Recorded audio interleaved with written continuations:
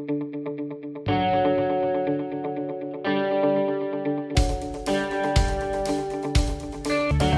Friends, welcome to entertainment by స్లివింగ్ channel. గుమ్మానికి పక్కనే అంటే మన గుమ్మం లోపల వైపు ఉన్న మన ఇంటి వైపుగా ఒక రాగి చెంబులో నీళ్లు పోసి కాస్త పచ్చకర్పూరం 5 రూపాయి బిళ్ళలు అందులో వేయండి. అదే విధంగా ఒక ఎరుపు రంగు పుష్పం వీలైతే ఒక వట్టి వేళ్లు గుత్తి అందులో పెట్టండి. పెట్టి గుమ్మానికి లోపల వైపుగా గుమ్మం పక్కనే ఉంచండి.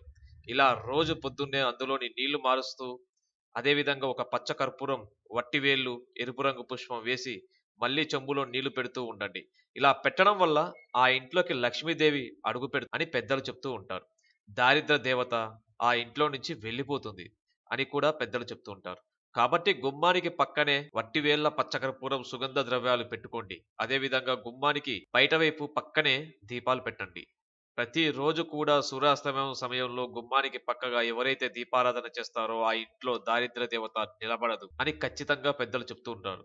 కాబట్టి ఈ పరిహారాన్ని పాటించండి. దారిద్ర దేవత వెళ్ళిపోయి లక్ష్మీదేవి మీ ఇంట్లో అడుగు పెడుతుంది. మరిన్ని లేటెస్ట్ అప్డేట్స్ కోసం ఎంటర్టైన్మెంట్ బై స్లివింగ్ ఛానల్ ని సబ్స్క్రైబ్ చేయండి.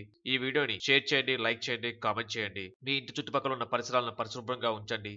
మీ ఆరోగ్యాన్ని ఎల్లవెల్లలా కాపాడుకోండి. Stay tune our channel. జై స్వచ్ఛ భారత్, జై హింద్.